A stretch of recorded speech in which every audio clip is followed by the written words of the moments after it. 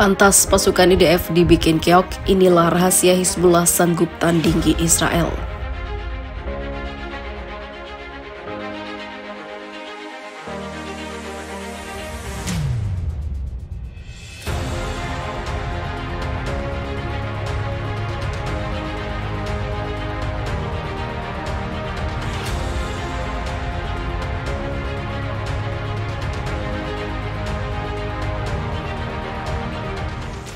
Peperangan di Timur Tengah seakan tidak pernah berakhir selama setengah abad terakhir.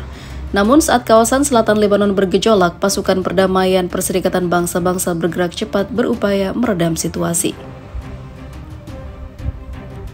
Sebelumnya Hizbullah menembakkan 3 roket Katyusha ke kawasan Galilea Israel. Militer Zionis membalasnya dengan mengirim 10 roket kelas menengah ke lembah Beka, markas para militan Syiah itu. Komandan Pasukan Perdamaian PBB untuk wilayah Lebanon, Luciano Portolano, menyatakan pihaknya berusaha mencari pemicu saling tembak roket itu.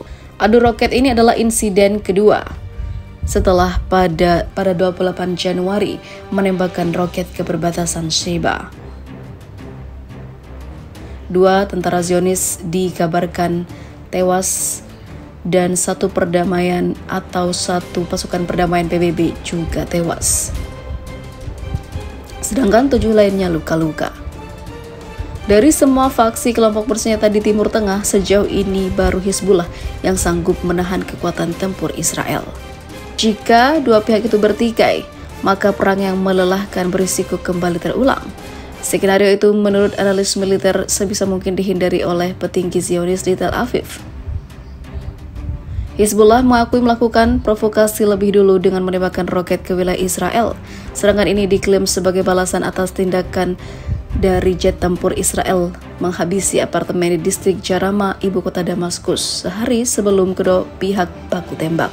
Sementara itu di ibu kota Beirut, Lebanon, ribuan orang berkumpul memanjatkan doa bersama mengenang Kantar. Kantar adalah sosok yang dihormati karena salah satu tokoh Lebanon yang berani melawan penjajahan Israel pada tahun 1982 ketika dia membunuh seorang polisi Zionis. Kantar dipenjara 30 tahun. Selepas bebas pada 2008, dia segera mendapat posisi tinggi di Hizbullah. Dukungan publik inilah yang membuat Hizbullah bisa bertahan 3 dekade melawan Israel.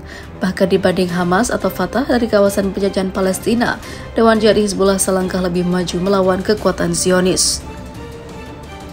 Hizbullah secara harfiah artinya adalah Partai Allah, adalah sayap politik dan paramiliter yang dipersenjatai Iran. Dibentuk pada tahun 1982, misinya adalah membebaskan kawasan Lebanon yang saat ini dijajah Israel. Iran meminjamkan setidaknya 5.000 pasukan Garda Nasional untuk menyokong Hizbullah yang masih kekurangan anggota. Hizbullah memperoleh pasukan ribuan roket buatan Rusia, kemewahan yang pada 1980-an tank dimiliki organisasi perlawanan Israel lainnya. Serangan sporadis dengan gaya gerilya dilakukan Hizbullah pada personel militer Israel hingga tentaranya kalah. Hasilnya organisasi yang berbait pada Teheran itu bak kecawak. Pada 1989 sebelumnya Israel menghancurkan markas besar Hizbullah di Marrakesh. Tapi hal itu kembali dibalas dengan serangan tidak terduga yang menghancurkan militer Zionis.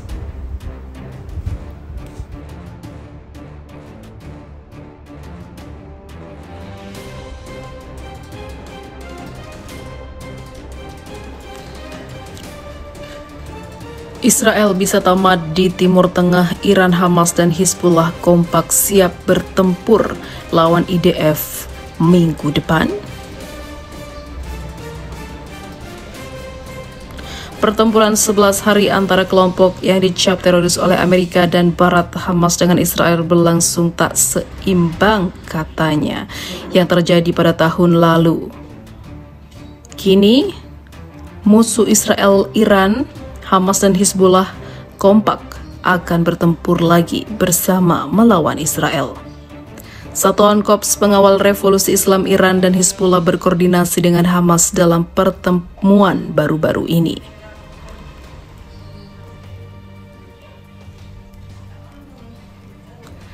Time of Israel memberitakan bahwa Ibrahim Al-Amin, editor harian Lebanon pro Hizbullah Al-Akbar, mengatakan kepada jaringan Al-Manar Hizbullah bahwa Hamas dan Hizbullah mendirikan pusat operasi militer bersama di Beirut.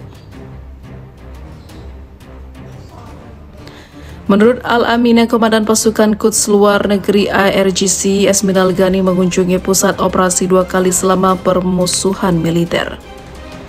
Editor surat kabar tersebut mengklaim Hizbullah mengirim senjata dan amunisi ke Gaza dan memindahkan sejumlah perwira perlawanan Palestina keluar dari jalur itu selama agresi, menurut Al-Mana.